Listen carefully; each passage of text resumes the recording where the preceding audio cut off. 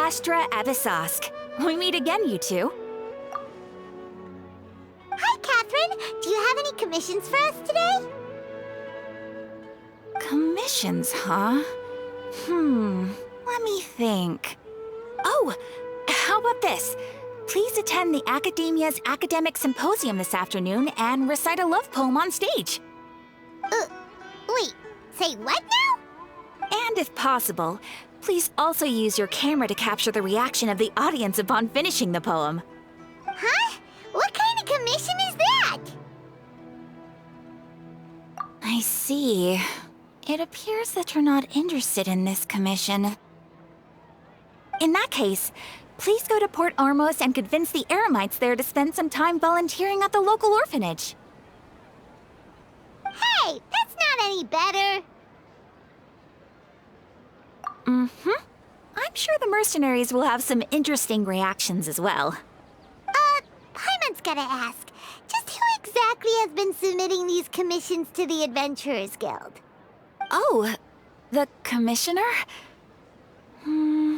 Well, actually, I just wanted to see the two of you in action. Was it so obvious? I was hoping you would actually take one of those commissions. That kind of chance to observe humans doesn't come by often. Ah, so it's Nahida. Paimon just knew Catherine wouldn't crack those kinds of jokes. When did you get into her head? From when she said, add Astra Abyssosque. So it's been you this whole time? Are you done resting up, Nahida? Yes. I've been sleeping ever since we parted ways, and I even had a really, really long dream. It was another dream about the Sub-Zero's festival, except it was a happy one. In my dream, I was sitting in the middle of a flower terrace, and everyone in Sumeru City was holding hands as they danced in circles around me. They danced round and round, and everyone looked really happy. I also got to sit on a gigantic flower carriage. Ferris, the Knight of Flowers, raised me really, really high above the ground, and I was throwing an endless amount of Yalda candies at the children. You know, Nahida, maybe your dream is how the Sub-Zero's festival really should be. It's meant to be a joyous time where everyone gets together to celebrate your birthday. Huh? Wasn't I describing a really happy dream? Why are you both looking at me like that? Wait, could this be an example of the emotion known as pity? No, we aren't pitying you. That would only make everything worse. We just don't want you to feel too sad. By the way, have you had a chance to visit Dunyarzad? How's she doing? The Homianis haven't allowed any visitors after the festival, so we haven't been able to check on her. Yes, I paid her a visit right after I woke up. She was resting at the time. Her condition is stabilized.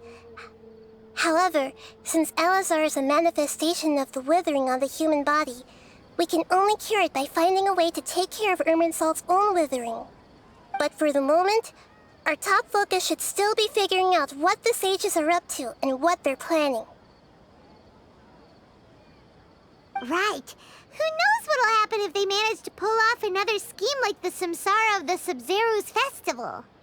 So our first priority should be investigating and putting a stop to the sages' activities. As for how we should pull that off, let's discuss it somewhere else. There are too many adventurers around here. Oh, good point. Sorry, adventurers. We're gonna be borrowing Catherine for a little while.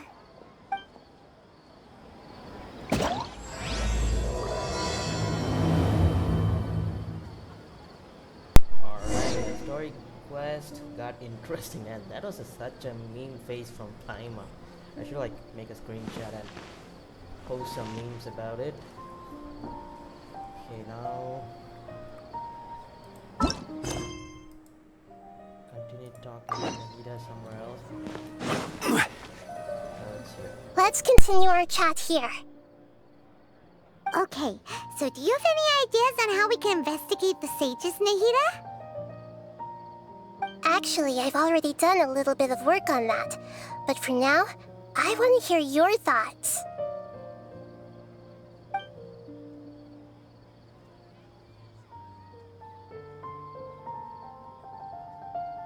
I've already tried that, but all the key members of the Academia, even the core of 30 guards, intentionally avoid wearing their Akasha terminals.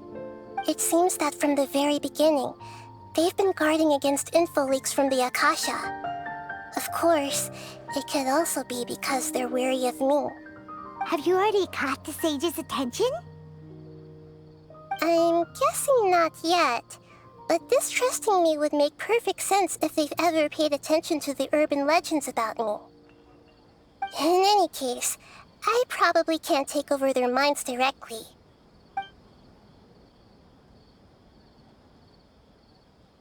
We're in the dark as of now. Since we still don't know anything about their goals, any rash move could tip them off and lead to terrible consequences.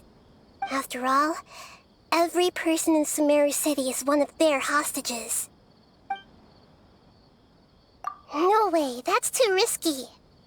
You mean it'd be too easy to get caught?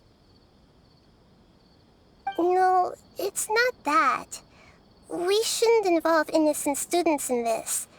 A single mistake could completely ruin their lives. Doing that would be ignoring the safety of my people for my own selfish goals. How is that any different from what the sages are doing? That's a good point. Spoken like the god of Sumeru.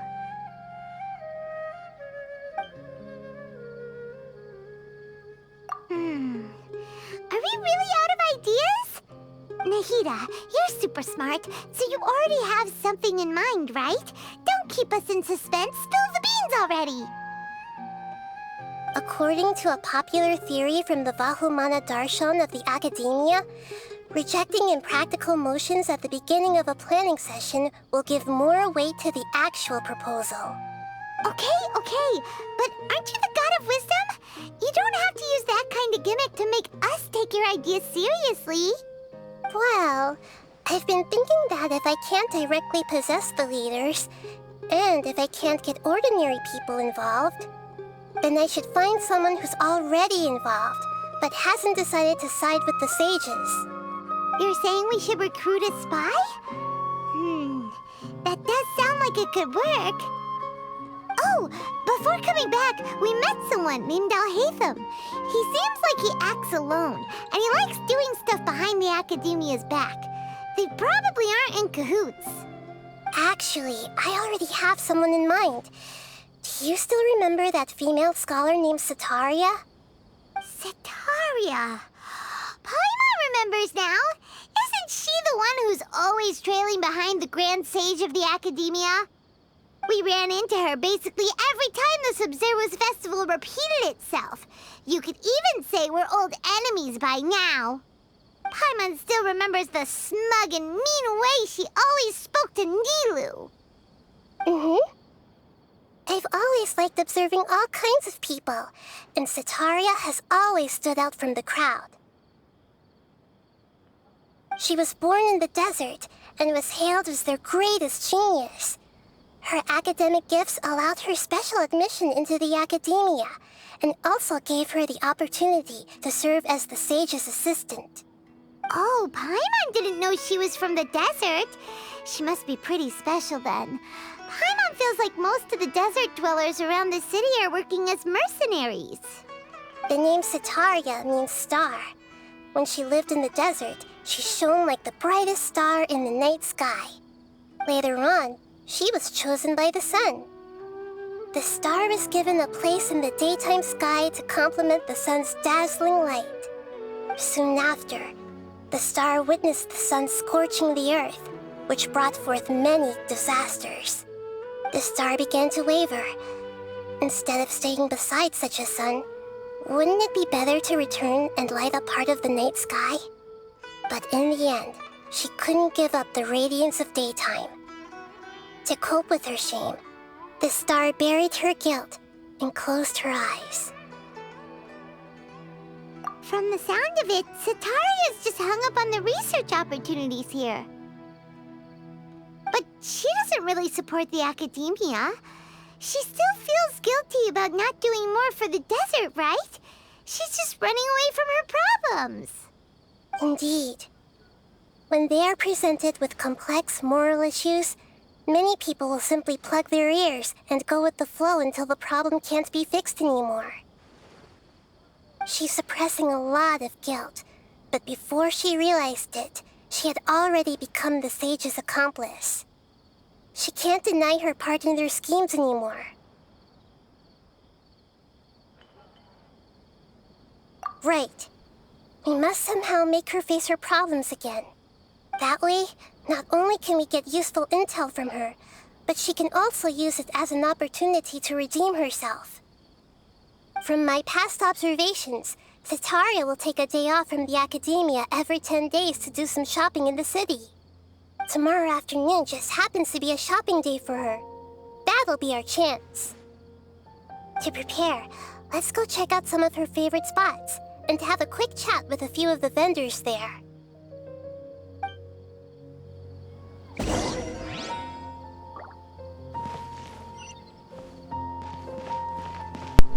that was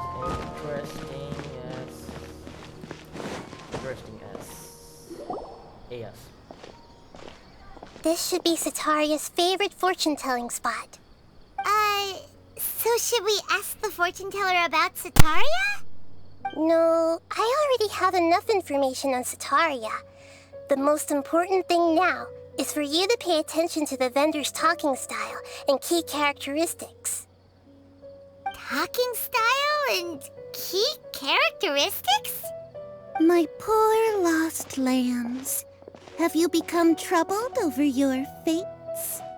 The divine voice of wisdom often echoes between mine ears. If thou be blessed today by the gods, I may be able to show you the way. Huh? Really? Nahida, you've been whispering things to her? Shh! My friend here has some doubts regarding her future. Can we get a fortune reading for her? Of course, of course. In that case...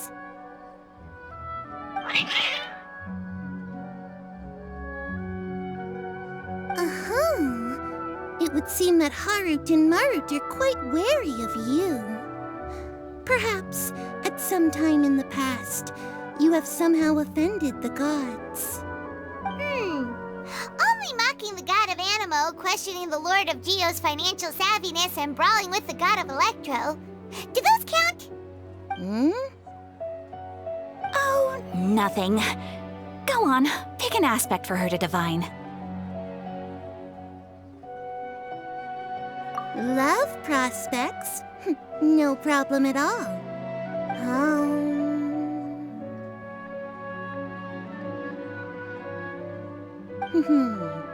The gods have spoken. The truth shall be revealed. One who is fated to cross your path will appear on... Huh? So many people will fall for you. How could that be? Harut, Marut, did you two spoil my divination? I've never read a fortune so absurd.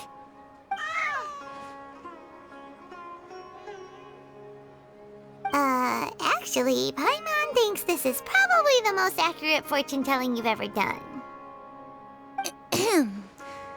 I admit that the orientation of today's celestial matrix is, suboptimal.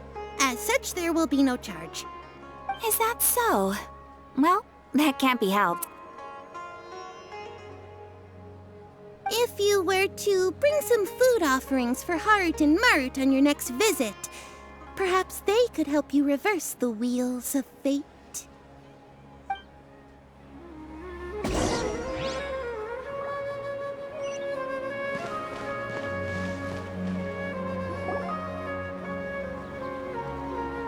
Is this another one of Setaria's favorite stalls? Yep, it belongs to a king.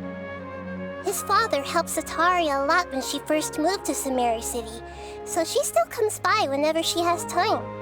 When I start talking with him, listen carefully to the details of our conversation. Ah, dear customers. Would you like to look at some pottery? We caught wind of your great craftsmanship, so we specifically came to take a look. Oh, I recognize you. Aren't you Miss Catherine from the Adventurers Guild? Sounds like I'm in for some big business. Speaking of, where did you learn this trade? I suppose you could say it all started with my dad. He's a mason by trade, but I picked up an interest in clay while apprenticing for him. After that, I began making pottery by myself in secret, and I simply changed trades when my works turned out well. Although it's a pity that I'm no longer making much use of the knowledge provided to me by the Akasha. That's nice. You're making a living doing something you love. So is your father still working as a mason? Oh no, not anymore. A few years back, he fell from a roof and broke his leg. Since he had already saved enough mora over all these years, he's just enjoying the retired life in Port Ormos nowadays. I see. We wish him peace and happiness in his retirement. I'll have someone in charge of logistics at the guild come by another day for some goods. We'll leave you to it. Take care now. No problem. Rest easy, all our goods are sure to meet your every need.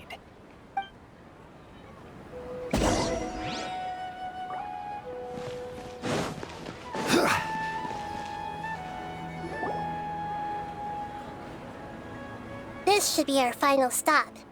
Sitaria is always thinking of this restaurant when she's working at the academia, so she always comes by whenever she's out in the city. Nahida, you've really thought of everything. It's my duty to protect Sumeru's citizens, after all. Hi there. I feel like I've seen you down by the docks before. Huh? Sorry, I don't quite remember. If I recall, you were having a discussion with someone about shipbuilding at the time. Ah, that's right! I've always been really interested in feats of marine engineering. After all, I grew up in Liyue Harbor and spent my entire childhood staring at the ships going in and out of the port. I came to Sumeru to study, but failed to make it into the academia due to my lack of talent. But I'm still discussing all kinds of problems with different scholars, and I'm continuing to study and perform research from the restaurant's basement. I'm sure I'll get into the academia after their next round of exams. What an admirable spirit for learning. Amazing. Sure, but you'll find hardworking people wherever you go. So this restaurant has a basement as well? Huh. First I've heard of it. That's right. It's not usually open to patrons. Most of the time, employees use it for breaks or to hold private events. I see. Guess that makes sense. Well, good luck with your studies, Miss Chishan. Thank you so much. As long as I can make it into the academia as an official student, I'll be happy.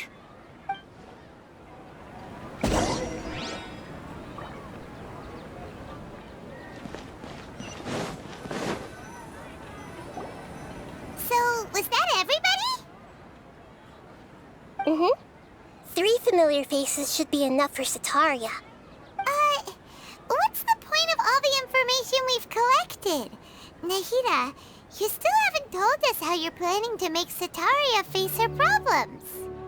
Sitaria is already used to avoiding her problems, so we must find a way to break through her usual sensibilities. I remember that you mentioned that the Eremites in Port Ormos are all making a fuss about the upcoming resurrection of the Scarlet King. Although it's all just a boatload of nonsense, the fate of her homeland may turn out to be Sitaria's soft spot.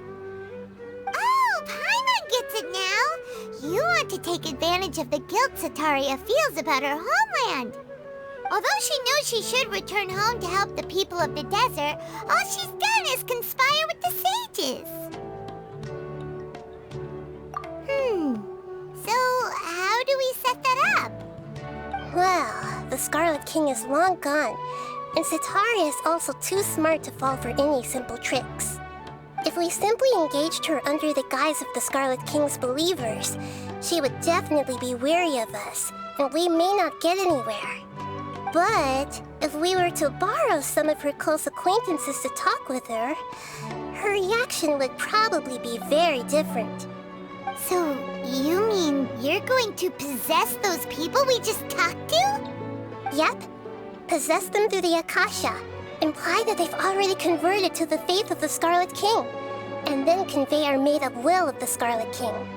As long as everything goes smoothly, we'll get through to Setaria for sure. She'll never guess that we had anything to do with it. Ah, so that's how you're going to use all the info we collected on these people. It's so that you won't slip up and break form. Possessing them will only work if you can manage to pass off as them. Exactly. So, best of luck with impersonating them. Huh? Best of luck? But we don't know how to possess anyone. That's no problem at all. I'll just share all their senses with you once I've possessed them. As long as you're also wearing an Akasha terminal, the effect will basically be as if you've possessed them yourself. Huh. That is pretty convenient. But why does she have to do this? Can't you do it yourself? Although I've been observing humans for a while, I've never been good at imitating them. You're not wrong. It's always been painfully obvious whenever you try to pass as Catherine. If it was at all possible, I would have preferred to leave these people alone. But seeing how things are now, I probably should just accept it and push on. Yeah, don't beat yourself up over it. We're only doing this to help everyone, and we'll only be borrowing them for a little while anyway. Alright, then let's give it a go tomorrow afternoon.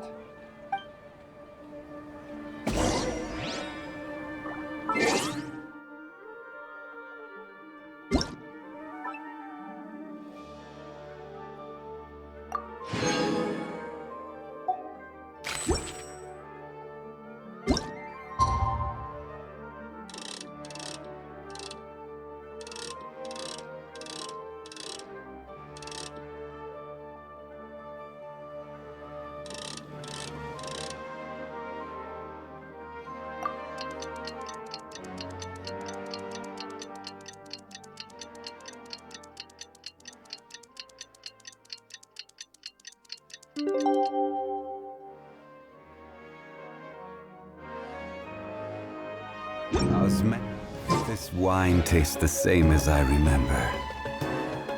But where are those who share the memory?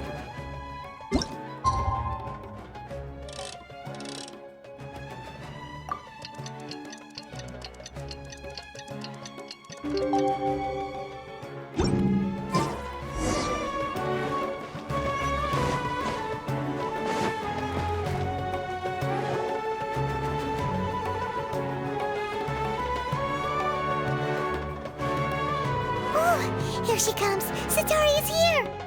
Let's quietly follow her. Once she starts talking to her acquaintances, we'll find a safe spot to begin possessing them. As for how we'll sway her to our side, I'll leave that to you. I trust you'll know what to say. Paimon's starting to feel kinda nervous. Okay, let's go. Looks like they've already started talking. Let's find a hiding spot and get started.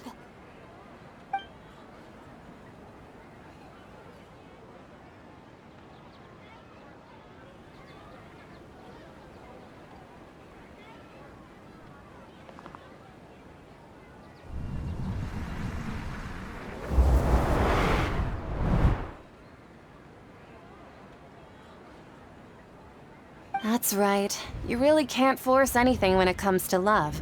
And besides, everyone around me has a very different background and outlook. Are you still listening to me, Nabia? Oh, of course I'm listening. You were talking about troubles with your love life, right? I heard everything you said. Okay then. You just seemed a little distracted for a moment there.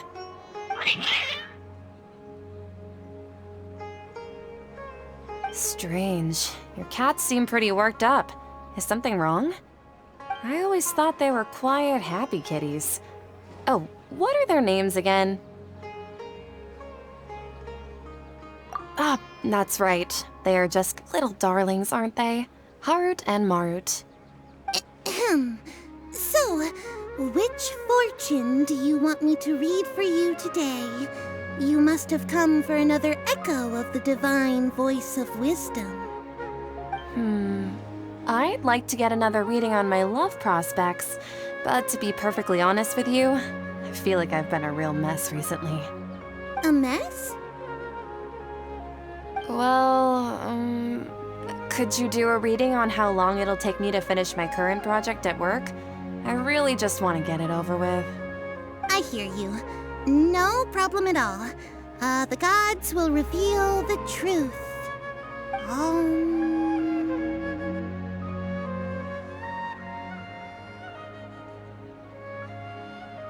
The gods are asking, Setaria, why haven't you gone home? Why haven't I gone home? Do the gods really know everything I've been thinking about? Setaria, why don't you just go home? It's a demand now instead of a question. The gods seem to be truly upset. I'm sorry. I know I failed the gods. Please pass on my most sincere apologies and ask for their divine forgiveness. And if I may ask, Nabia, is there a specific god who's speaking to you right now?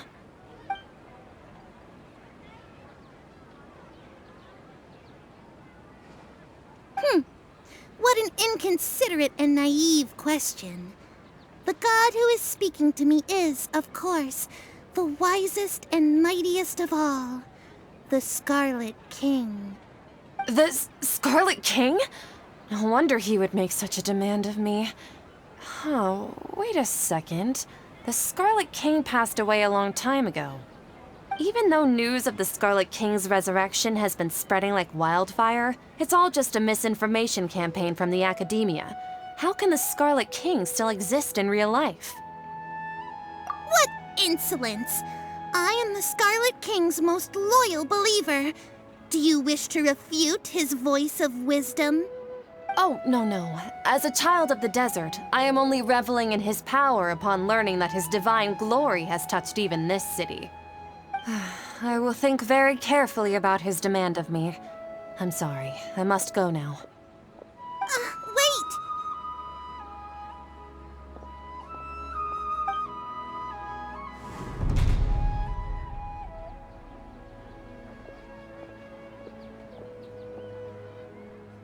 Whoa!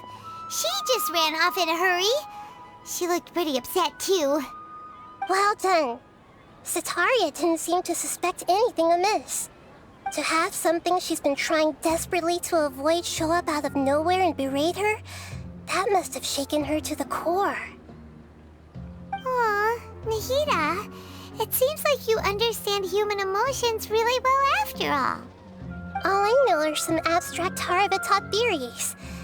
And in any case, my time with you has shown a lot of them to be utterly useless. I'm still trying to make sense of everything. Anyway, enough of that. Let's hurry and catch up to Setaria. She's out of games now, right on cue. Let's get ready to possess him right away!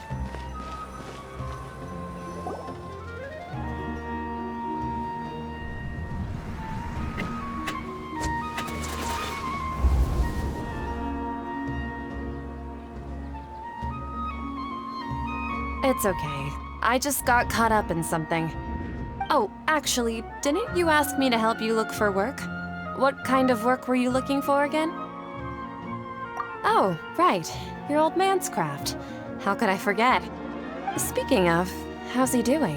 Is he feeling any better?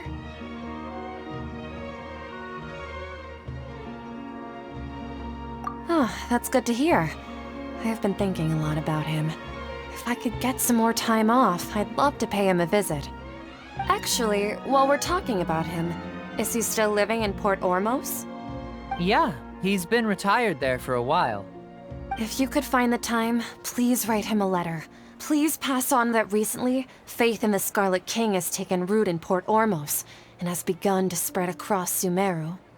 He has a quick temper and has always been a devout follower of the Dendro Archon. I don't want him to get into a fight with those Scarlet King believers because of a difference in beliefs. Oh? So who are you siding with in all of this? The Academia or the Scarlet King? I'm so jealous of you. You were born a child of the desert, yet you chose to betray the Scarlet King, and now you spend all your time with those crooks from the Academia. Akeem, you don't mean you've also become a believer of the Scarlet King? What's so strange about becoming a believer of the wise Scarlet King? In fact, aren't you the strange one? The one who still can't pick a side? Can't pick a side? Me? Whoa! Paimon had no idea you'd be so good at this! You really zeroed in on the issue and put it right in front of her. It might feel a bit overwhelming for Setaria. But once everything is over, I'll be sure to pay her a visit to her mind and explain everything. Anyway, let's keep going.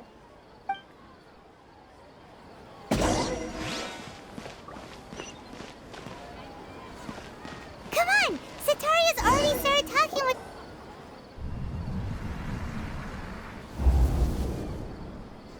So, Shishan, have you noticed anything weird in the city lately? Like, as if someone was trying to preach to you about something? Oh, right. Speaking of strange things, I celebrated the Sub-Zerus festival so many times that I lost count. That was really weird. Wait, how could you be aware of that? That should be impossible. Nothing in the report indicated anything like that. Are you still failing to realize that the Academia's lowly tricks could never deceive all of Sumeru's citizens? Shishan, don't tell me that you've converted to the Scarlet King as well! What an absurd question. You make it sound like I should be ashamed for becoming a believer of the Scarlet King. In reality, shouldn't you be the one who is ashamed?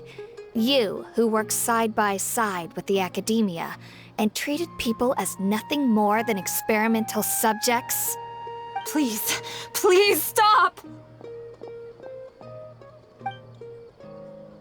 Even now, Setaria's still trying to run from her problems. She can no longer justify everything to herself. Hey, she's trying to talk to the guards! What should we do? This is the most important part of all. Quick, get ready. Mercenary, you're a member of the Corps of 30, correct? Please help me pass a message to the Matra right away. The situation in the city is getting out of control. Please, try to remain calm, miss. Tell me what's happening in the city. Heretics are infiltrating the city, and they've already converted many residents to their side. Heretics? What kind of heresy are you talking about? The Scarlet King! Many people I know have suddenly started believing in him, but he's long dead. It's impossible. Miss Setaria, nothing is impossible. You know my name? The Scarlet King is immortal, and all who defy him will one day pay the price. You must face the truth, Setaria. You tread a treacherous path, and the longer you ignore it, the tighter the Academia's grasp on you will become, and the deeper you will be ensnared. Child of the Scarlet King, never forget that the desert that belongs to you lies elsewhere. What's so strange about becoming a believer of the wise Scarlet King? In fact, aren't you the strange one? The one who still can't pick a side? What an absurd question. You make it sound like I should be ashamed for becoming a believer of the Scarlet King. Setaria, why haven't you gone home?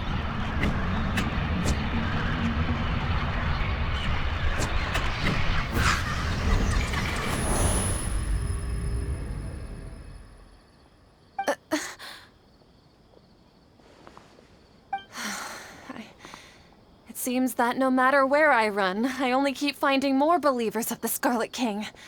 I have to say, this is a familiar feeling. I've also been running from my guilt this whole time.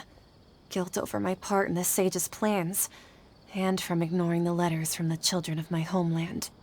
But no matter how much I may try to ignore or get rid of it, my guilt always comes back. You won't necessarily lose your research opportunities by facing the truth. Besides, did you really want to conduct your research while carrying such heavy feelings of guilt? How do you know me so well? Are you truly just a believer of the Scarlet King? Or are you the god himself? That's not important.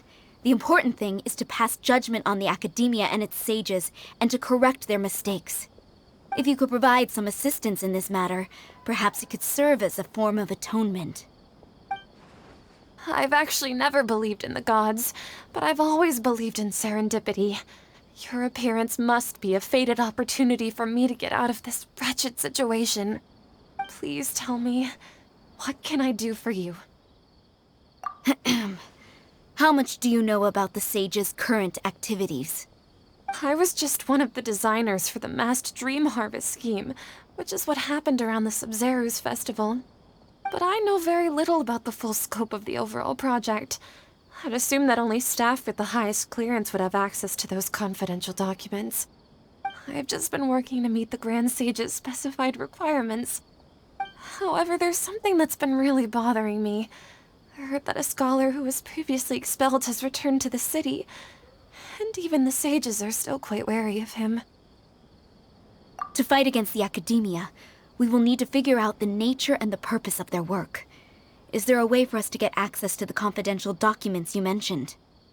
It should be possible if we're willing to take some risks. After all, I'm an assistant to the Grand Sage, and I've been working on many tasks outside of the project. One thing, though, I won't be able to transfer the documents to you through the Akasha once I get my hands on them. The sages have always closely monitored all activities within the Akasha. Let me see... let's use the most primitive method. Send someone to pick up the documents tomorrow evening at the Academia entrance. The Academia entrance? Wouldn't that be too conspicuous? Don't worry about that. I assure you, this won't be a trap. I'm only suggesting this location because it'll draw more scrutiny for me to leave the Academia again. It'll be safest for me to distract the guards long enough to hand you the documents. All right, I trust you. So, if I were to successfully complete this task, would it mean I've atoned for my wrongdoings?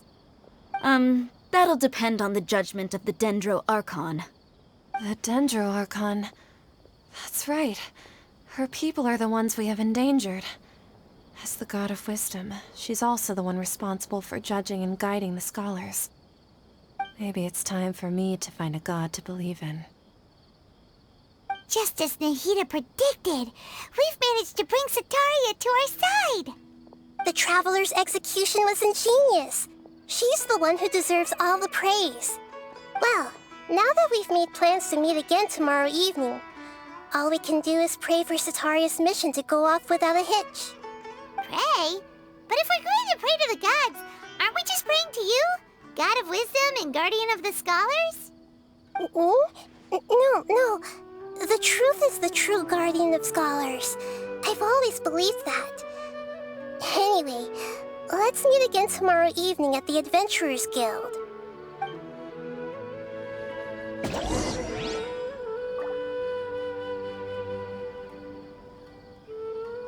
Alright, that was a long story quest. What's this? Is there an event? Everything's ready. Let's go! Okay, there's a lot of stuff. Oh my god, a new boss? Everything's ready. Let's go! Oh, I can just claim it? Okay, thanks. Everything's ready. Let's go! Okay, stop. Everything's ready. Let's go. Let's go. Enough. Okay, now to set the time. I'll collect the achievement later. It's tomorrow. Okay, I didn't see the time yet. I don't know. Wait till the following night. 19. Okay.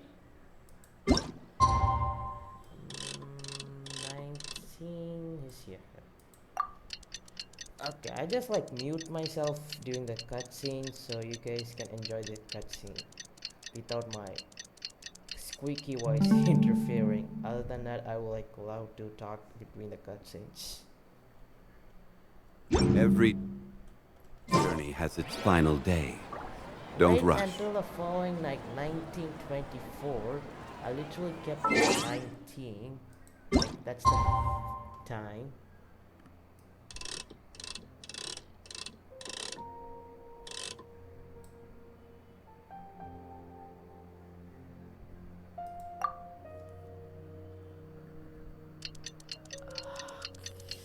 Okay, now if it shows up again, it says the following time. Didn't say wait until tomorrow.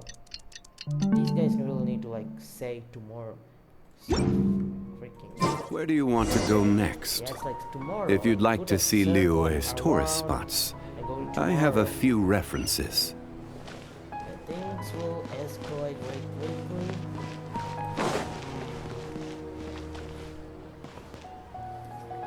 I mean, we're not mad at Kohei, just that, like, feel like click this. Oh, okay, it's gone now. Perfect. Everything's ready, let's go. Everything's like, that was kind of annoying. That's all. But it's like done. Maybe I should have checked everything before I started this quest. But yeah, anyways, let's just continue it. Woohoo. Catherine, we're here! Oh, you are the other Catherine, right? That's right.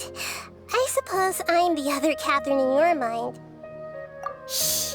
We're on a secret mission tonight, so we need to protect Catherine's identity. Yep, Paimon's right. We cannot fully rule out the chance that the meetup tonight is just a trap. If something were to happen, my existence may be the only trump card we'll be able to play. After all, the academia should still be unable to confirm the existence of my consciousness in the outside world. Yep, exactly. Just what Paimon was thinking. Anyway, enough about that. Let's just make sure to be on our guard. Off? What do you feel is off? It's the middle of the night. Of course it's quiet. You're not getting paranoid, are you? No, I think she's right. It really is a lot quieter than usual. If you look around, there seems to be fewer people on the streets. I'm not sure if this is the case for the entire city, though. Huh. Maybe it's just a coincidence. Maybe Sataria figured out a way to not only distract the guards, but also to get everyone to go to sleep early, just so we can exchange the documents in peace. I also can't quite figure out why things feel a little off. But now that we're here, let's go ahead and meet her as we planned. Well, regardless, as long as you're here with us, Paimon feels a little safer.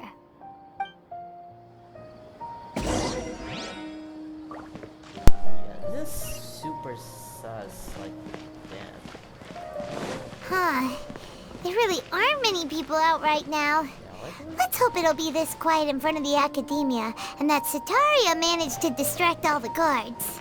Yeah, it's super cool. What? Okay, everything expired. Great. I'll put this for a while.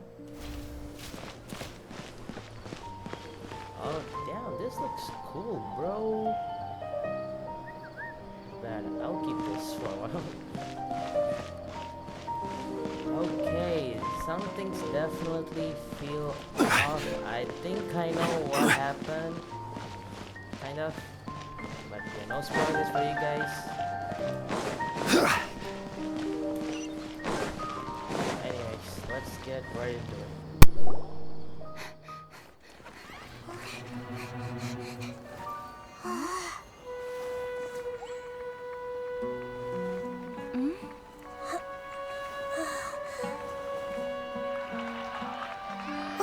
What are all these people doing here at this hour of the night?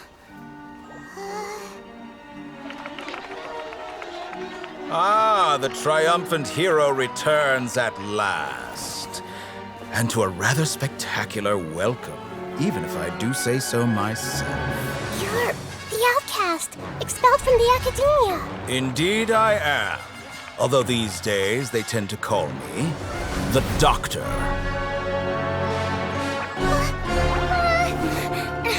If you're looking for your researcher friend, she has already been taken into confinement. With some basic caution, she could have discovered the listening device on her person. Clearly, she lacks the degree of rigor expected of a true scholar.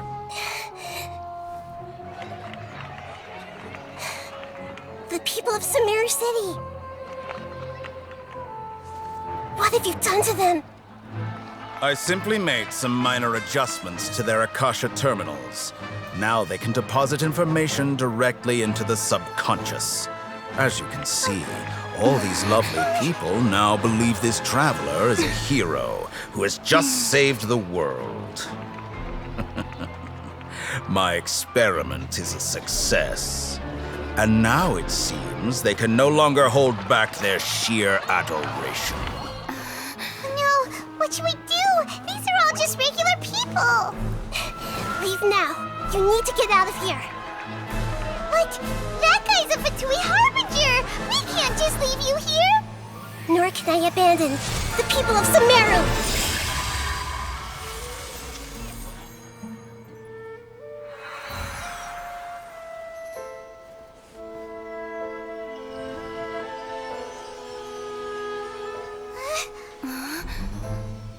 Don't worry. We'll meet again outside of the city.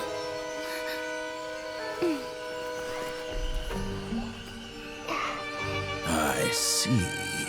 You appear to have overridden their mental faculties with your own consciousness.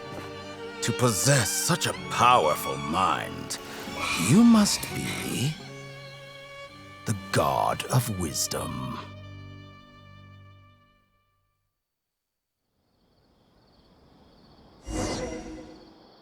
Bro, what in the world? Oh, this scene would never appear so fast. I'm losing my mind right now. Oh my god. This should be far enough. Whew. Paimon needs to catch her breath first. Is Nahida going to be okay? We only made it out because of her. Paimon wasn't counting on running into a new Harbinger here, let alone such a high-ranking one. That guy was number 2. So scary. There's still He more. called himself the Doctor. Remember, Tainari told us about him. Sataria did say that someone who once got expelled from the academia came back recently. And that even the sages are wary of him. Yep, sounds like she must have been talking about the Doctor. Yeah, now that the Doctor's in the picture, we're no longer just dealing with the academia. They're in cahoots with the Fatui. But what are the Fatui after this time? Another Gnosis? Yeah, things would be a lot easier with Nahida's help. Nahida said we'll meet again outside of the city. But we can't just keep waiting around, right? You mean... Oh, right! Wasn't he invited by the sages to work on some project when we were staying with him in the Vidia Forest? That has to be the same project. Even though he turned it down at the time, he might still know something. There's no time to lose. Let's go to Gandharvaville.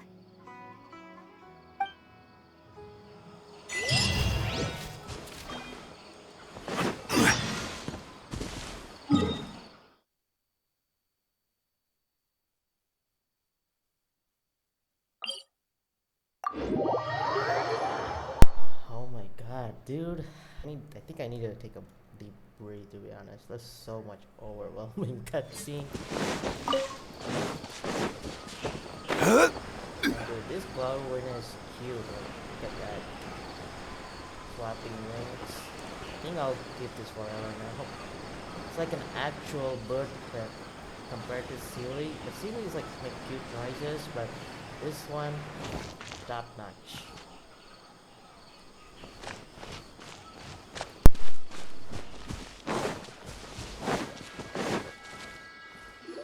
Hold it right there. A blonde-haired traveler and a floating fairy. We've got you, all right. Take a look around. You've fallen right into our trap. Are you mercenaries from the Corps of 30? Did you come here to arrest us? Corps of 30? We're nothing like those government lapdogs who don't even get scraps for their work. We are an elite brigade that commands the highest commission rate in all of Sumeru. We're here on the orders of a client known only as the Outcast. The Outcast? An outcast from the academia? But why wouldn't the doctor just send the Fatui after us? Still wasting time on idle chit-chat. We'll shut you up soon enough. Get them! You're up, Traveler! This is order. Solidify! No, my sword! Rain Cutter! Rain outlines your fate!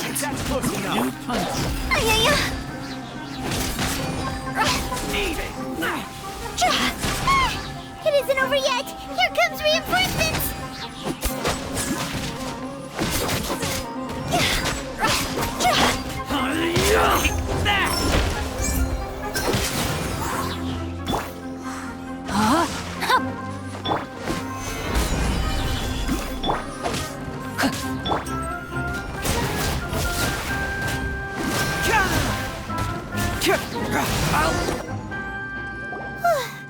That was pretty rough. Is that what elite mercenaries are like? Yeah, looks like we'll have to keep our guards up. But this doctor guy seems like a pretty tough opponent. He knew exactly where to set up an ambush. Did he predict that we would try to find Tainari? Going up against smart people is tough. Anyway, let's keep going.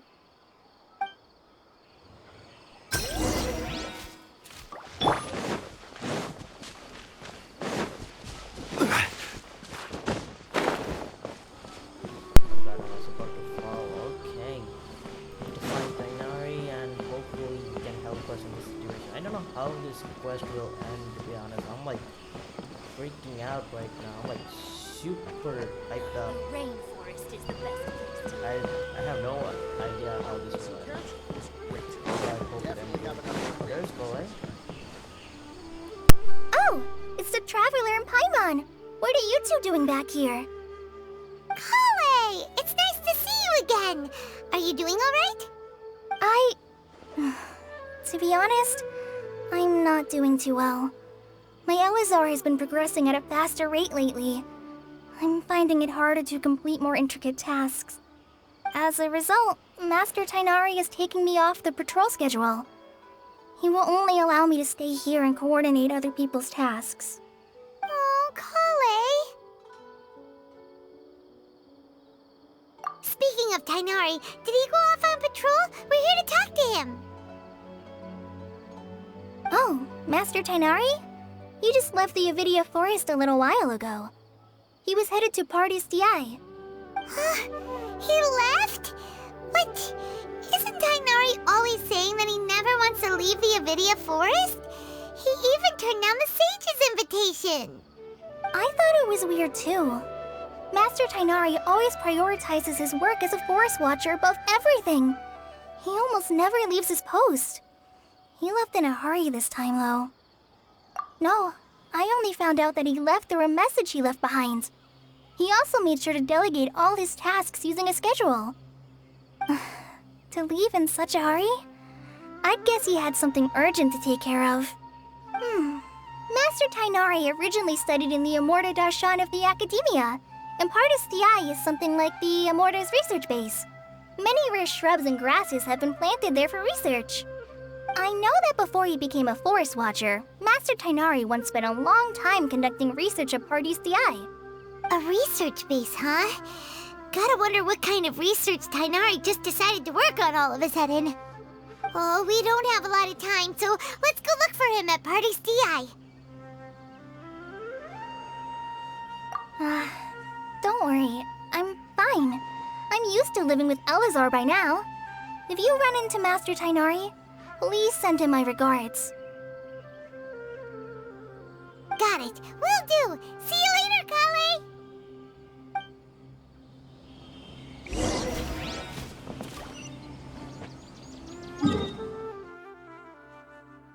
Oh, I think Tainari knows about what's happening, so that's why he left in a hurry. Okay.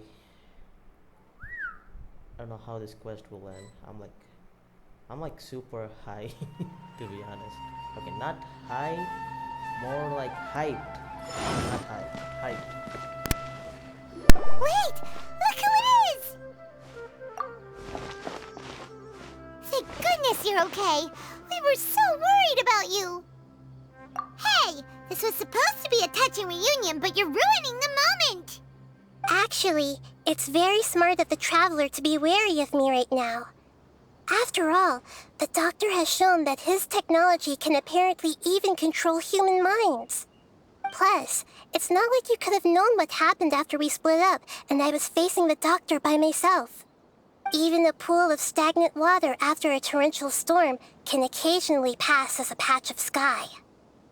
Paimon feels like only the real Nahida could come up with such an obscure analogy. Huh? But I wasn't trying to win your trust or anything. All I wanted was to clarify my point. Well, we understand that point now. Please, Nahida, tell us more about what happened. Are those poor people all right? When you left, I was still in the middle of restoring everyone's minds. Thankfully, when the doctor mentioned depositing information into the subconscious, he didn't mean engraving information into their minds.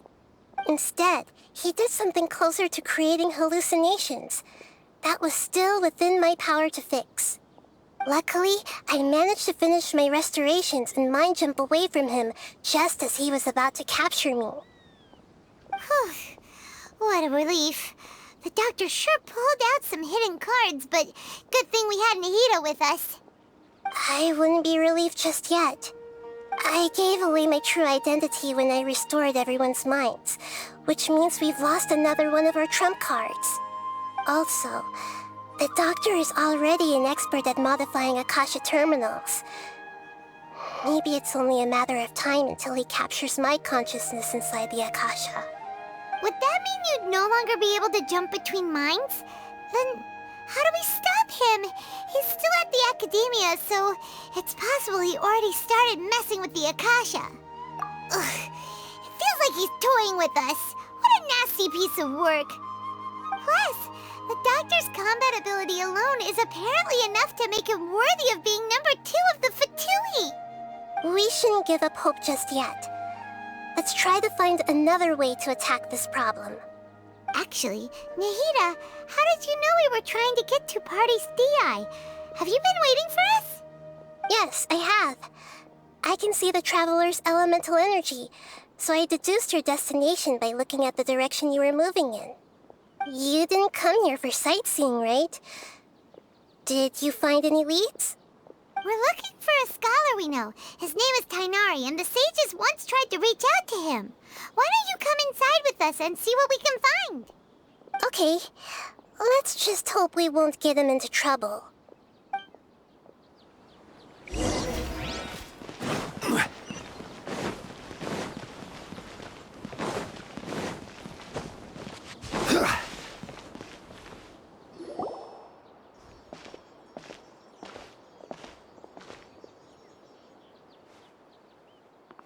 Traveler? It is you! Ah! The voice! It's Hypatia! Ah, what a pleasant surprise! It's so nice to see the two of you again. Who's this? She's a scholar we met in the Avidia Forest. When we last saw each other, she was still training in the... what's it called? Satyavada life? Oh, I see. That's right, we're old friends. You've come at just the right time. Ever since I've come here, hardly anyone has even talked to me. Hypatia, you're way too excited about this. Actually, for you to leave the Avidia Forest means... you're not in training anymore? So, did you already finish your training and reach Pariporna life? What do you think? My consciousness has already managed to make contact with the divine. You did it! Congratulations! It's so exhilarating to share this sublime joy with others at long last! When my consciousness made contact with the gods, what a supreme and unparalleled experience that was! That sounds incredible! Oh, all right. Actually, please wait. I haven't forgotten my promise to you. Remember? I promised to help you understand what you saw from Irminsul once I gained deeper insights. My current self has not only gained true insight, but I can even help you establish a direct connection to the consciousness of the divine. You can do that? I've never heard of anything like that, but if you want to give it a try, I'll do my best to protect your consciousness during the process. Hold on. I brought some spirit borneal with me. This is still a crucial part of the ceremony. We're using that incense again? All right now. Hold my hand. I'll help you establish a pathway to connect your consciousness. Okay. Ready?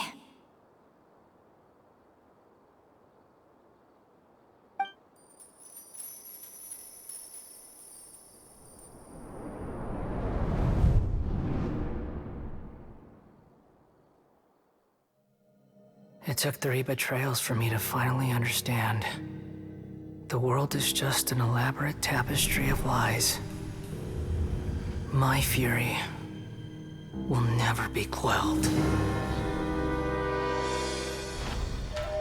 The first to betray me was a god. My creator. My mother. Valuing strength above all, she saw no worth in me and I was discarded. The second was a human. My family. My friend. Consumed by fear, he saw me as an abomination. The third was one exactly like me. A hope for the future. A fledgling barely out of the nest. Powerless before his mortality, he broke his promise to me. Humans, they can't be trusted. And the gods fill me with pure loathing. So I said good riddance. I denounced the world and laugh in its face. My chest will never again be defiled by worldly filth. I will scrub away every last trace of human emotion. Then it will be empty, a blank slate, and ready to receive a supreme gnosis, brimming with pure divinity.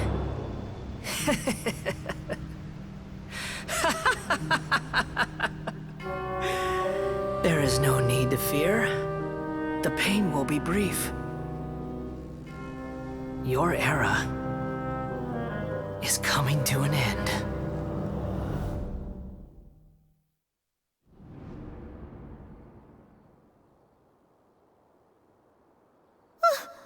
What was that? Did we actually just see the Balladier's memories? Everything matches what we know about him. But how is he connected to the divine consciousness that Hypatia was talking about? You saw it, right? You felt it, right? Such a majestic god! Such a noble will! Such sublime emotion! Alas, shame. If only that which beats within my chest wasn't a filthy mortal heart. Oh, great and merciful God! Please grant me forgiveness and salvation. Do you understand now? I'm afraid this is no periporno life, but rather... Ah! You... Why are you so mean to me? Why is everyone hiding from me? I found divine wisdom. Shouldn't I receive praise and honor? Haven't I uncovered that light in the darkness? Hypatia? That's how I always thought everything should be. Wait. Have I... already lost my mind?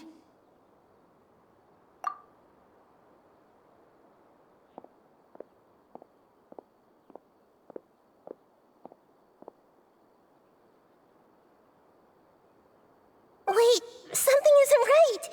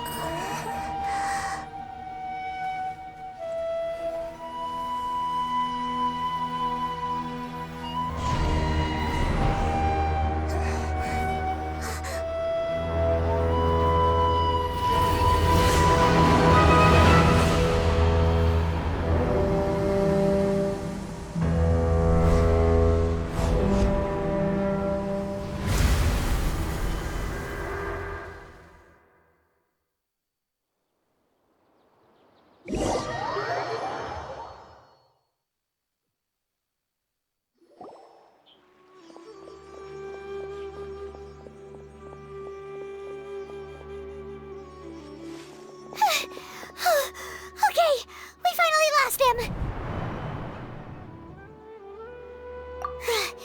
Are you okay, Nahida? Wait, no. Something feels different. You're back! Oh, the Traveler's back? Nahida was controlling your body for a while. It seemed like she jumped over to you as an emergency measure right before the Catherine puppet was destroyed.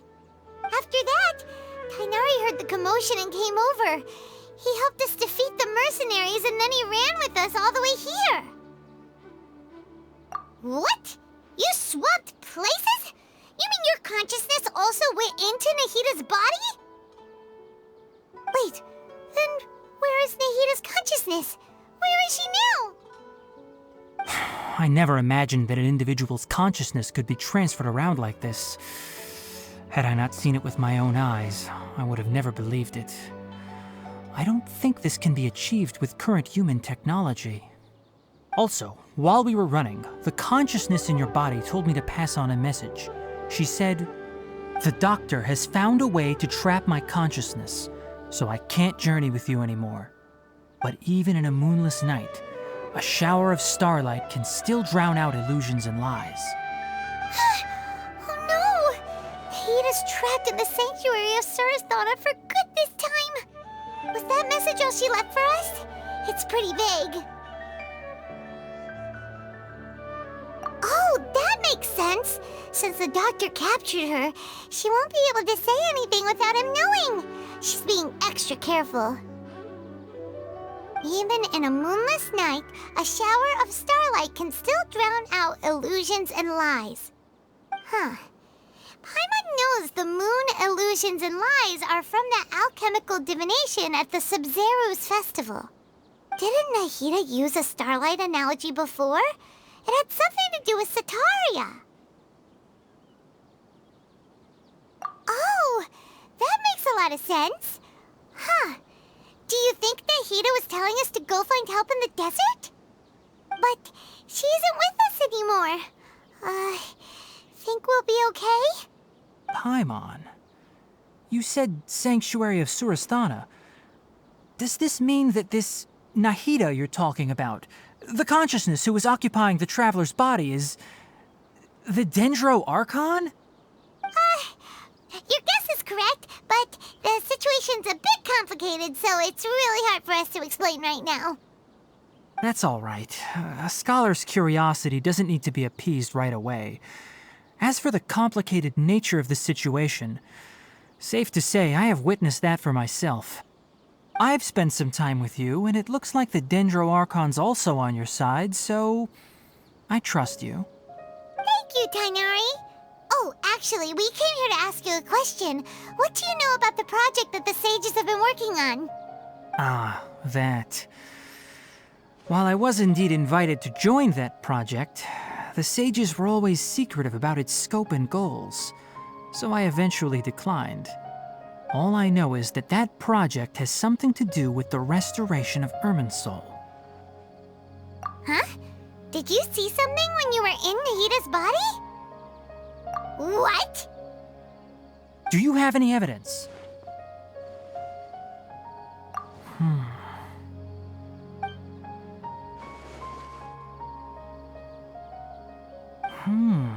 So that's what happened.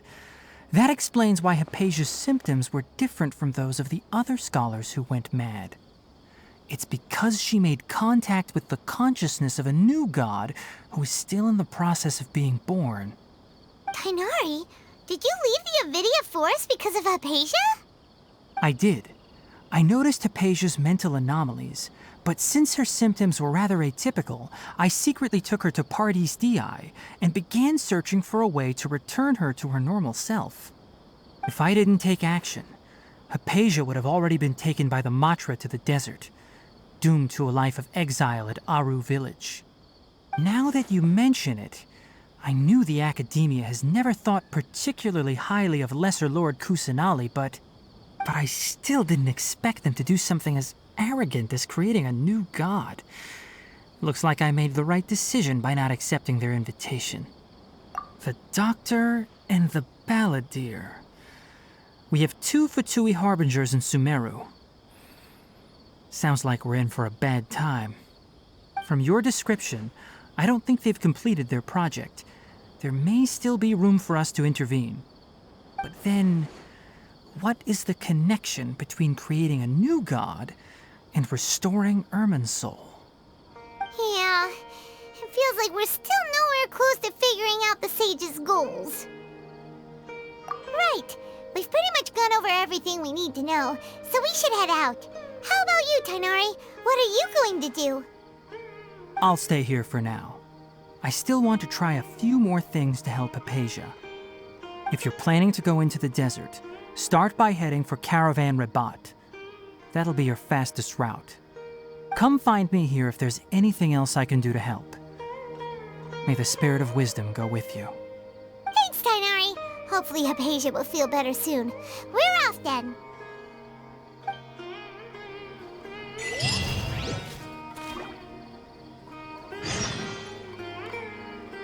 Holy Balladeer, Scaramouche, cutscenes, man, that was intense. Damn, they did not go easy on us, did they? Perfect. Top notch. I'm like still hyped up for more. Okay, I think this whole area is unlocked now.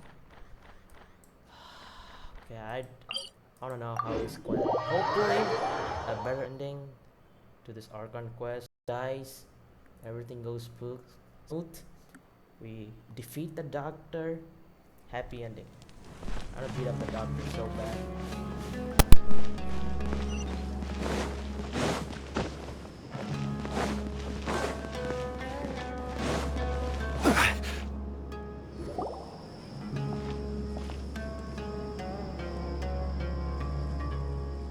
We finally made it to Caravan Rabat. It's pretty lively here. So, just past this wall is the desert, huh? Oh, wow. Paimon remembers hearing people call this the Wall of Samiel. It's made to block sandstorms from the outside. Oh, if it's this tall, it's gotta be the divine work of Greater Lord Rukkhadevata, right?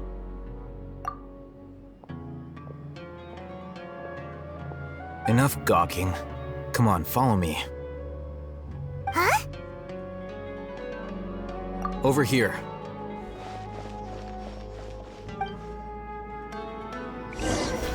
Oh, Hatham went that way! Let's hurry up and follow him. Wonder what he's up to.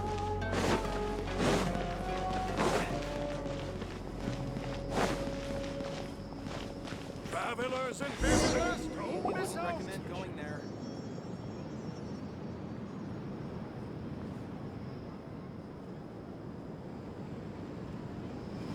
What the? Where did she go? How did we lose them? They were just here a second ago. More Eremite mercenaries? Who are they working for this time? Anyway, Traveler, it seems like we were being followed again. You were too careless. You should have noticed those hopeless amateurs trailing you a long time ago. There's no need to thank me. I've never cared to keep track of personal favors. All I did was correct a mistake I happened to come across. It's a habit I developed at the academia. You really gave Paimon a scare, Al-Hatham. We never thought we'd run into you here. Last time we met at Port Ormos, didn't you say you were going back to the academia? Wait, don't tell Paimon that you're here to take us back on their orders! Oh, so you've already landed yourselves on the academia's hit list. I can't say that I didn't expect it. However, had I wished to turn you over to the academia, don't you think you'd already be the Eremites' honored guests by now? Oh, right. You do have a point. I have no interest in running errands for that project. As a scholar, I've always belonged to the camp that promotes researcher autonomy. And these days, you're more fascinating than anything the sages can offer. Not quite. To tell you the truth, I'm still investigating the Divine Knowledge Capsule. Unfortunately, I've run into some difficulties. Everyone says the capsule originated in the desert and was eventually moved to Port Ormos. If I am to get to the bottom of this, I must understand how the capsule first came to be. Which brings me back to you and why you're so interesting. The leader of Ain al-Ahmar used the Divine Knowledge Capsule right in front of you, and upon seeing him, your expression became perplexed, and you were lost in thought for quite some time. To have that kind of reaction, I think you must have realized something. Are you interested at all in sharing what you've been hiding from me? Al-Hatham, you really have a ridiculous eye for detail. What kind of person even notices or remembers stuff like that? So that's your answer. Well, I do work for the academia after all. So considering that, it is indeed wise to keep your cards close to your chest. But that does prove you do have some undisclosed information about the Divine Knowledge Capsule. Am I right? No matter. Rather than simply learning the answers from you, I'd still prefer to investigate on my own. Speaking of, you two are also headed to the desert? That's right! We have the same plan as you! But we don't really have any concrete goals at the moment. Then I'd suggest starting with Aru Village. It's the largest settlement in the desert, so it'll probably have more resources and intel than anywhere else. Well, would you like to head there together? It's always better to travel with someone you know. Let's go!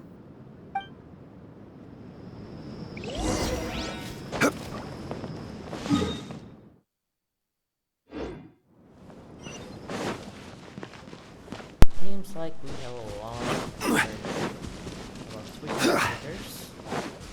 And there are like truck noises outside my home, so nevertheless, still, we've been playing this quest for almost like half an hour. Oh, the theme music sounds good. I looked at that, the desert thing. I don't know what this thing is waterfall. Really good. Can we even collect this? Okay, we can collect that. I'm not like engaging in combat right now. No comments. Dude, that thing still fought. Oh, okay, good.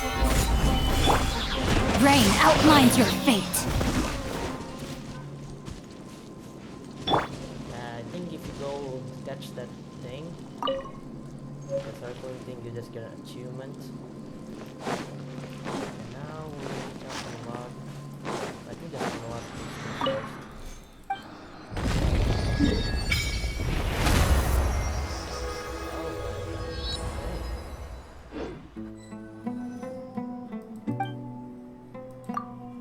Oh no, my hookah's healed. Didn't want that. Before us lies Aru Village, the safe haven of the desert folk. Whoa, this landscape is really something else. What a cool place! Let's go check it out!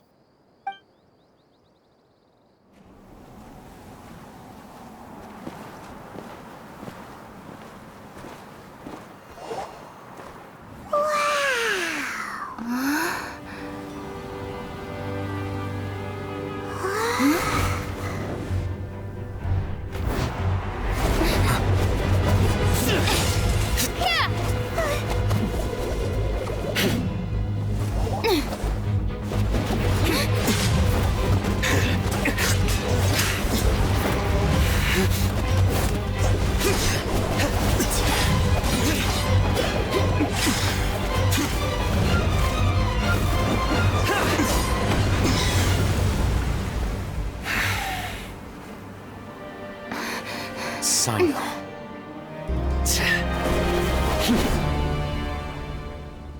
Unless my memory fails me, we have barely spoken 2 words to each other before now at the Academia. Would you care to enlighten me as to when and how I invited the General Mahamatra's wrath?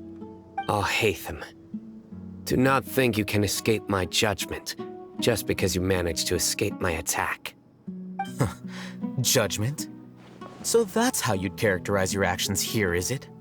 Or would elimination perhaps be a more accurate description? Had I used my full strength, not even this traveler would have been able to stop me. Though styled like an assassination, I sought only to ensure that my target would be unable to flee or resist. Standard practice for the Matra, as well you know. Seemed to me more like your own personal touch. Who is that, Al-Hatham? Did you call him General Mahamatra? Yes. General Mahamatra Sino, head of all the Matra at the Academia. He's a formidable hunter, and the ultimate nightmare for any who have committed academic crimes. You seem to have placed a lot of trust in Al-Hatham, to the point of blocking an attack for him. If I were you, I'd never choose to side with him. I wouldn't believe a single word that comes out of his mouth. I have been pursuing this scribe for a long time. I urge you, stand back and do not seek to defend him any longer. Otherwise, there will be consequences. Has Al-Hatham done something wrong? Paimon doesn't think he's as bad as you've made him out to be. I won't waste my breath explaining things. Al-Hatham, I saw it during our fight. Take it out.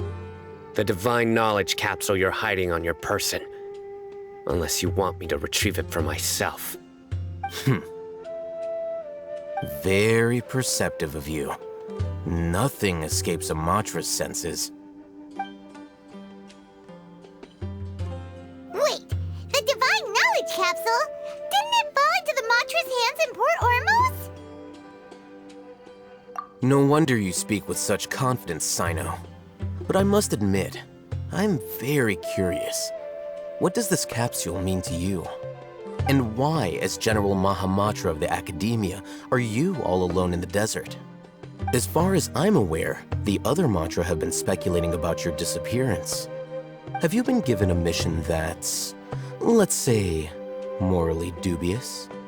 If I was the real target of your mission, what was stopping you from simply using your authority and resources to judge me within the walls of the academia? I should have known you'd be difficult to deal with. You two? Ugh! What you would do, Traveler? Paimon feels like we can't trust either of them! Ahem. Well, look at you two, acting all tough and self-righteous over there. Wait, Dia?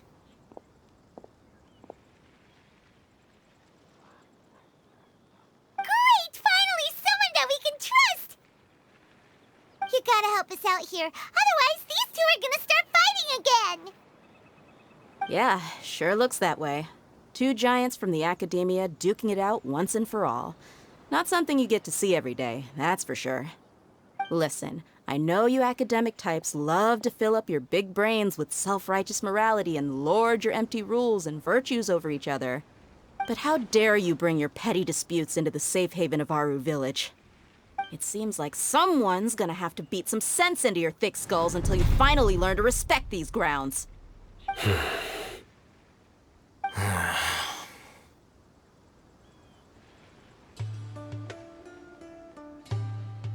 Hey, did either of you hear a word I just said?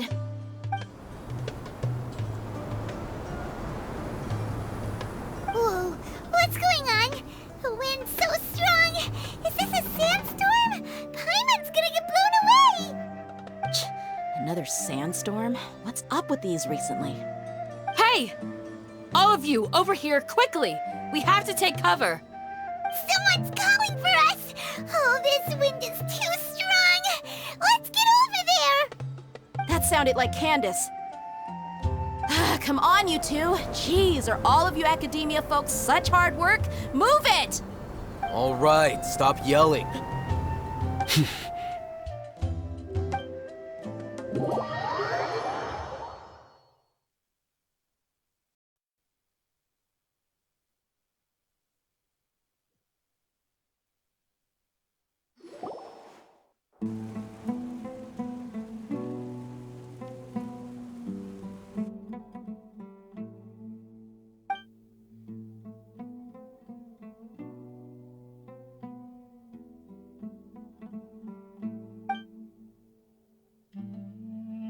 Well, this is pretty awkward.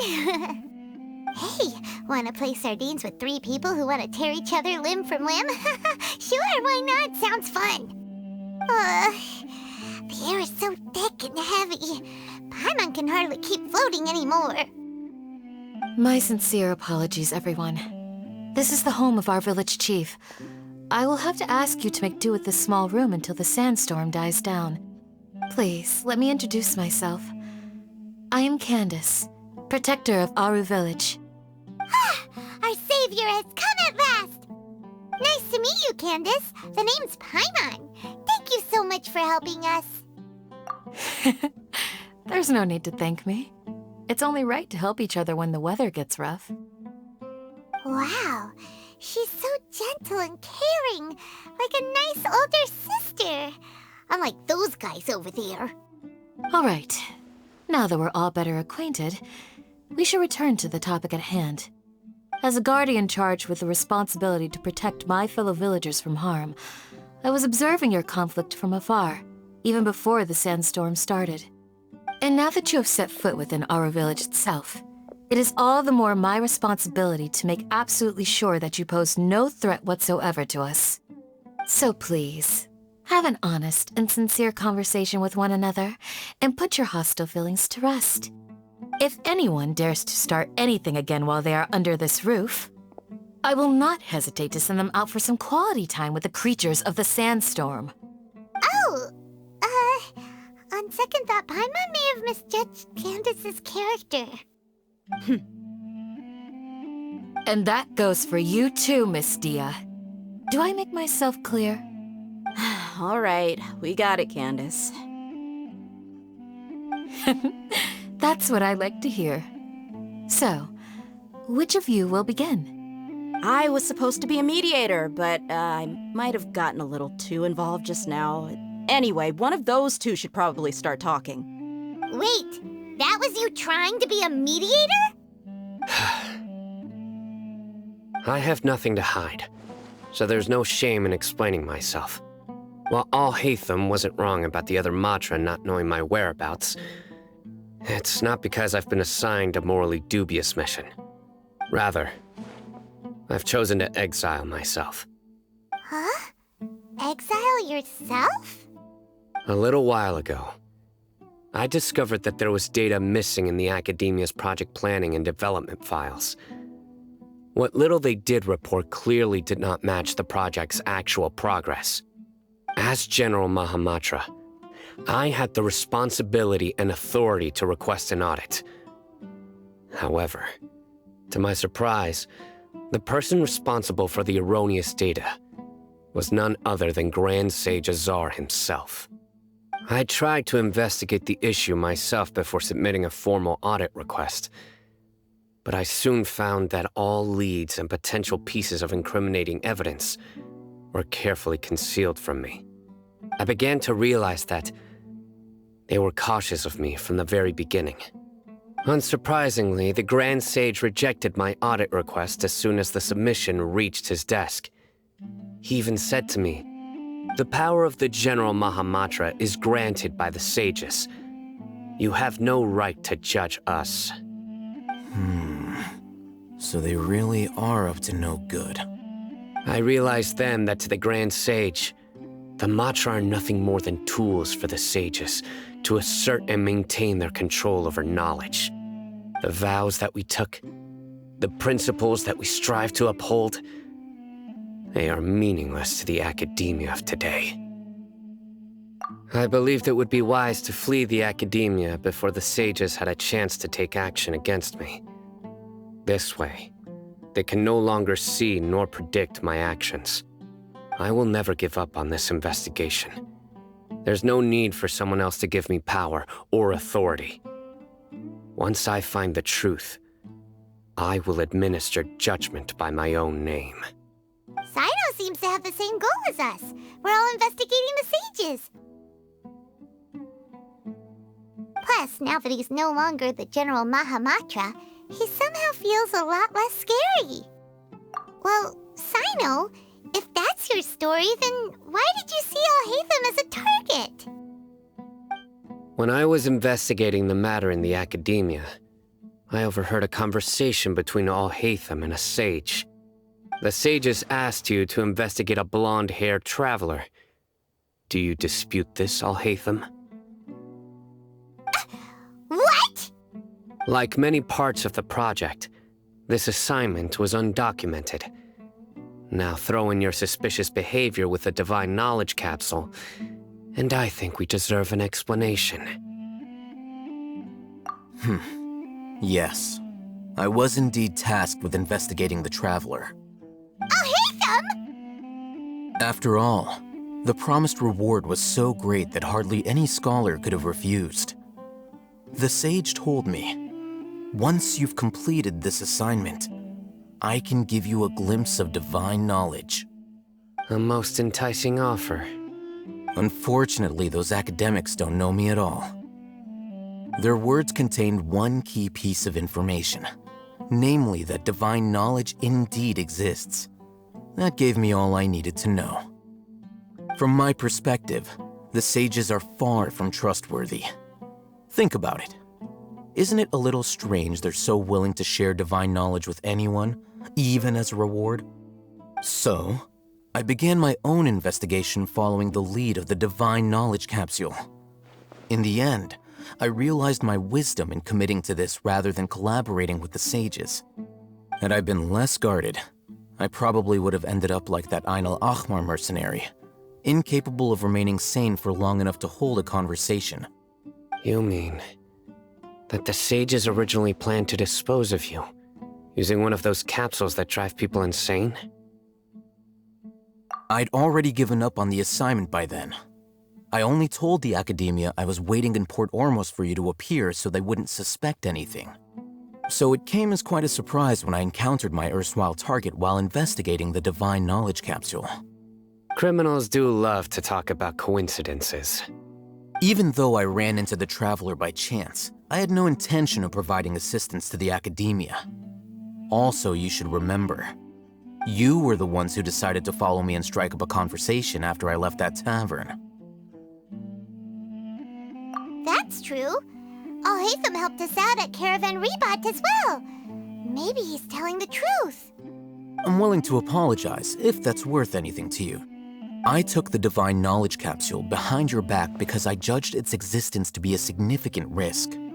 I felt that it would be best for no one to interact with it before it had been properly studied.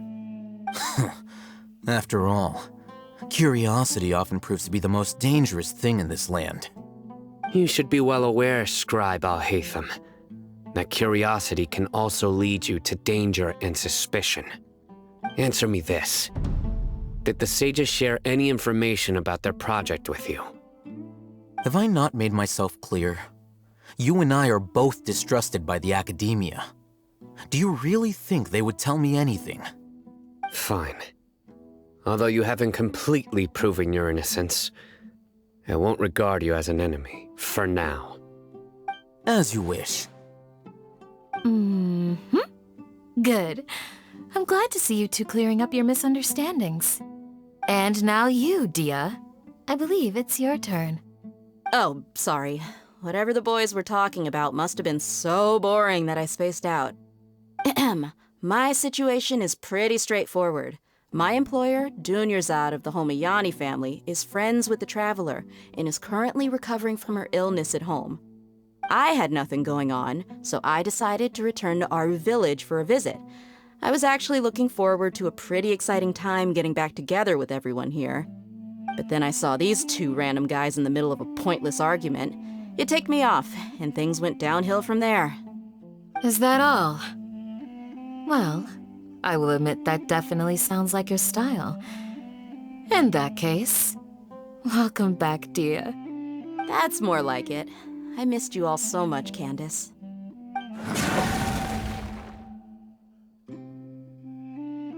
Whoa!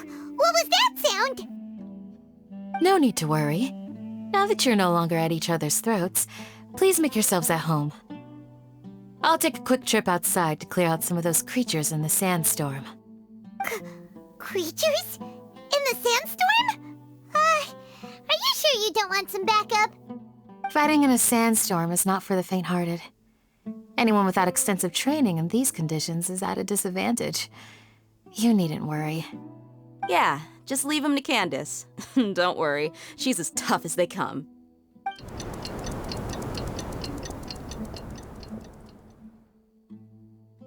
The wind's died down. That means the sandstorm's over, right?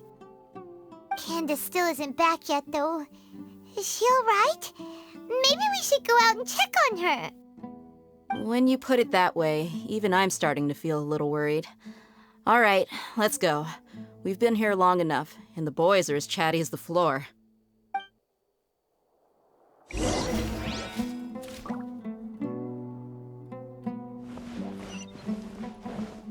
Alright, that was Sino's interaction. Very good, actually. Can we see, Alhaitham and Sanglia with the same, just with a different hairstyle and some, I guess, you can literally see Alhaitham's face here. Hey, what's going on?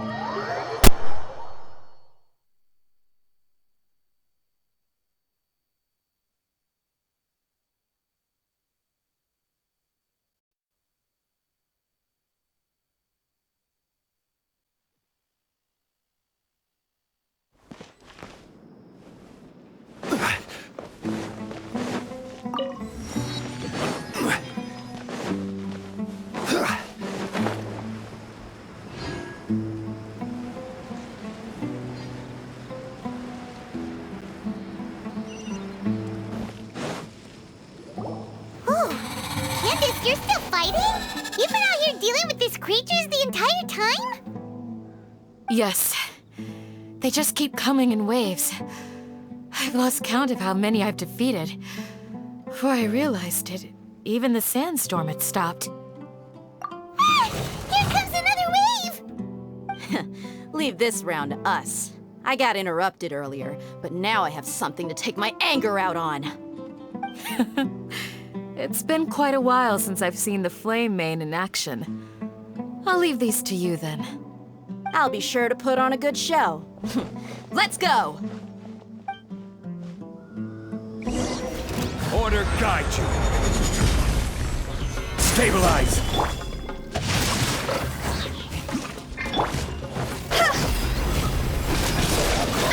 Go! Here comes another wave! When are they ever gonna let up?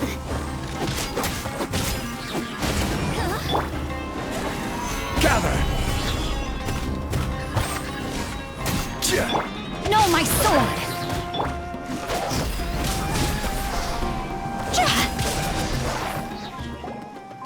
The creatures stopped appearing. Was that the last of them?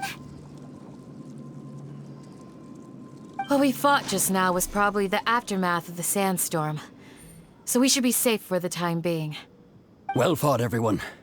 No injuries, I hope. Huh? Who are you? Ah, my apologies. I haven't had a chance to greet you yet. I had my hands full taking care of the village's elderly and children. I am the chief of Aru Village. Everyone usually calls me Uncle Anpu. Sir, I am also originally from the desert, but I have not been back for some time now.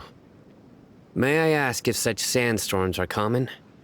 I can't say they've always been common, but recently the storms have become increasingly severe and frequent.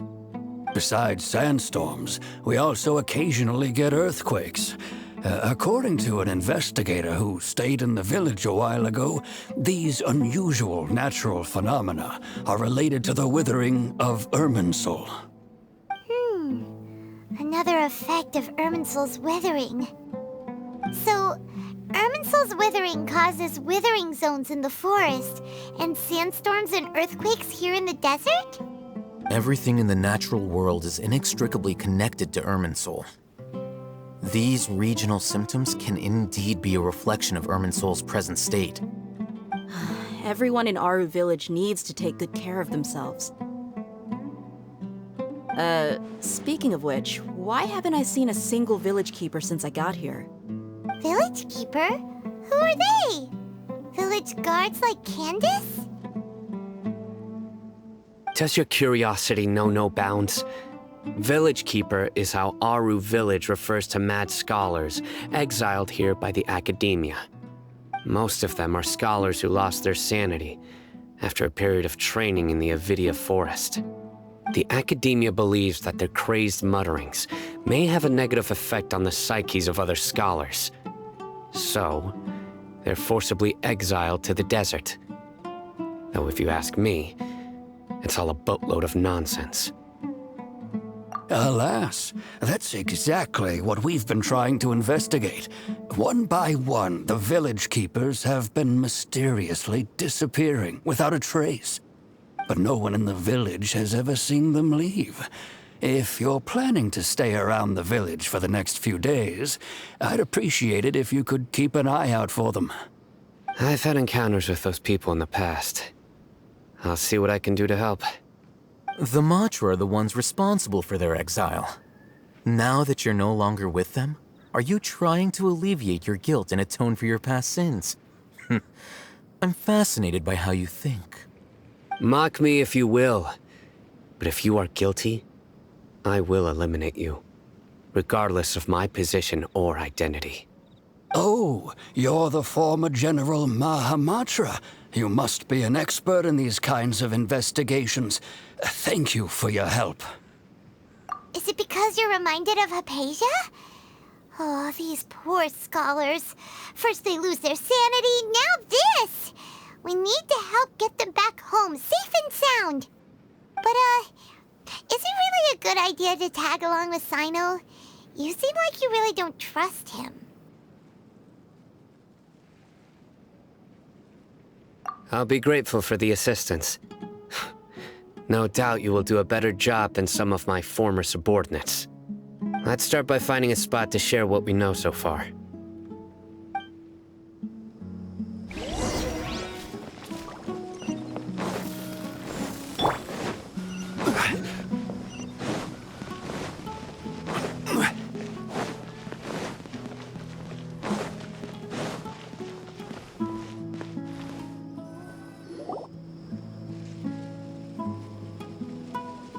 Although I've sent myself into exile, I'm still doing essentially the same things as before. Do you still have any questions for me before we start our investigation? One of my former subordinates told me that this title has its origins in a strange incident. The Academia has long exiled mad scholars to Aru Village. A mysterious phenomenon exists here. When mad scholars first arrive, they are as incoherent and deranged as before. But after spending some time here, they invariably begin to calm down. Initially, the people of Aru Village greatly resented having to take in the mad scholars. But a strange incident one night changed that. Aru Village was struck by the strongest earthquake in living memory. Seeing buildings on the verge of collapse all around him, the then chief of the village was preparing to take everyone to safety. Suddenly, he noticed a mad scholar crouching in a corner, caressing the ground with his hands. A soft, green light radiated from him, like a divine glow against the backdrop of night. Despite the powerful tremors that ripped through the ground that night, all the houses remained upright, almost as if they had grown roots reaching deep into the ground. In the end, not a single building collapsed, and no one was hurt. After that, the people of Aru Village treated the mad scholars with greater kindness, and began to refer to them as the village keepers. A soft green light? A mad scholar protecting Aru Village? What do you make of it, Traveler? Paimon thinks so too. Actually, Sino, do you know if any of the mad scholars continued to wear their Akasha terminals at Aru Village? In theory, they would continue wearing them so the Academia could still monitor their activities. With that said, the main Akasha system would no longer have any interaction with them. Oh, no wonder! Everything makes sense then! Add in the fact that they calmed down, it was probably Nahida who calmed them. If you are able to draw a conclusion from this one story alone, then it appears you possess much more information than I do. So, what do you make of the story? Really? Lesser Lord Kusanali. What? You don't believe us? Lesser Lord Kusanali was definitely using the Akasha to give her power to the mad scholars! No, it's not so much that I don't believe you. I'm just struck by your reasoning. Lesser Lord Kusanali, the current Dendro Archon, is she really active in Sumeru? The Academia has always placed far greater importance on the late Greater Lord Rukkhadevata. They've more or less ignored Lesser Lord Kusanali, and I've never had any reason to doubt their views. In addition, I've never heard any stories about Lesser Lord Kusanali and her deeds. To me, she might as well have been a god that never existed. No way! Nahida definitely exists! She's a... how should Paimon put it? She's a good Archon who's kind and wise, even if she says weird stuff sometimes. I've spent many years interrogating criminals, so I can easily tell when someone is lying. Good! Then you should know that we're telling the truth! That look in your eyes. I've never seen that from a liar. You two really must have met Lesser Lord Kusanali. How can this be? To think, our Archon has been amongst us this entire time. Alright, now it's our turn to put our skills to good use for this investigation. but easier said than done. Especially since we don't have any leads. Maybe we can start by knocking on some doors. Excuse me, are you here to help me find my grandpa? Huh? Who are you? By the sounds of it, a resident of this village. My name is Isak. You'll help me find my grandpa, right? Is your grandpa a mad scholar? Hey, don't say that. Grandpa is just Grandpa. Why do you have to call him that? It's not like he's a bad person or anything. The person you're referring to is not a local, yet you are. Why do you call him Grandpa? Grandpa is just Grandpa. He's my family. I heard everything you said to the village chief. Please, you gotta take me with you. I want to find my grandpa. I swear I'll help. I won't be a nuisance. Ah, so you're the one who was eavesdropping on us around the village chief's house. I was planning to go out and take care of whoever it was, but I had a vague feeling that they didn't harbor any ill intent. Whoa. Hatham wasn't kidding about Matra having sharp senses. Sino, he's just a kid. All he wants is to find his grandpa. Let's find a way to help him. Sorry. I was only listening in because I wanted to know where Grandpa went. Honest. If you don't believe me, you can ask Miss Candace. All right. But first, let's confirm the facts with Candace.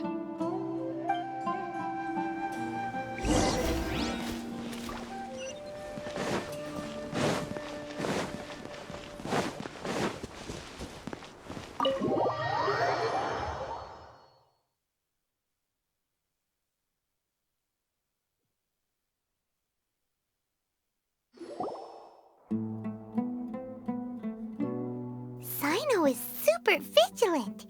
Is this what all the Matra are like? Ah, you're back already. We just wanted to confirm something with you. Do you know a boy by the name of Isak?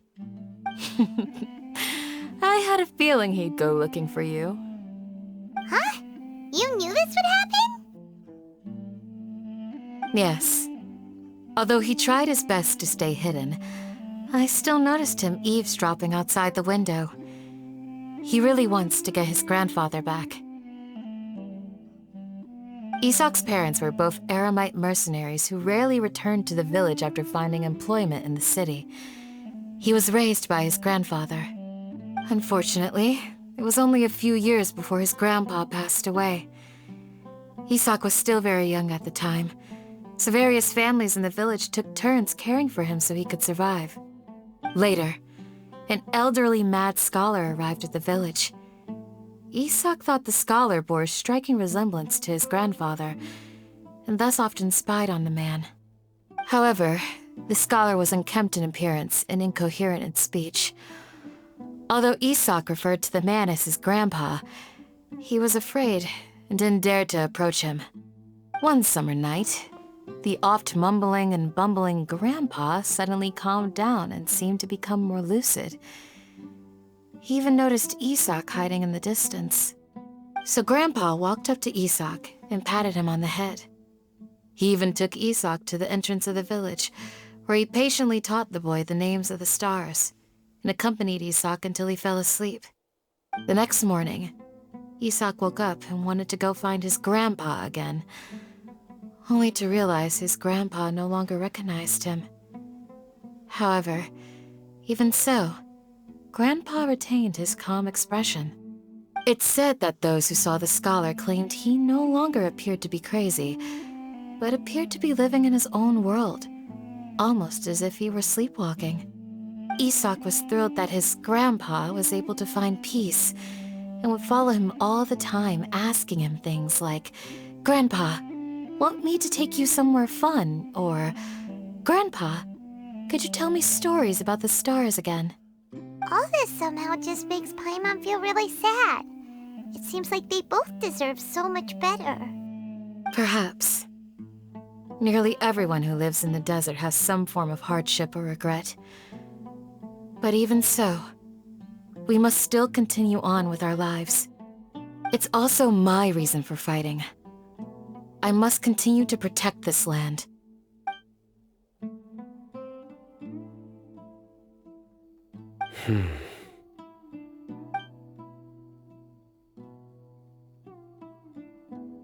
Maybe the people have always had a considerate god watching over them.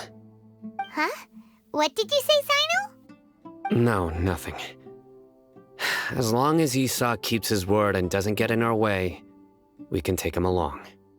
Perhaps you are more compassionate than I gave you credit for. Please accept my thanks on Isak's behalf, Sino.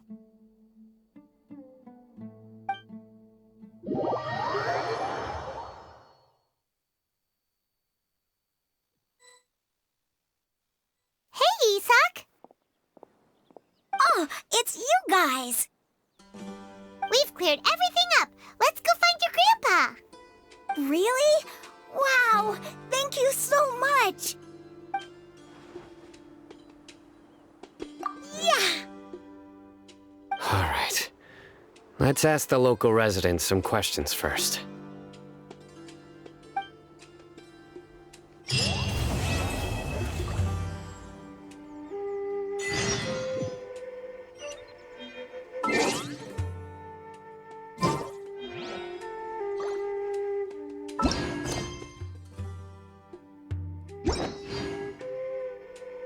Osmanthus wine tastes the same as I remember.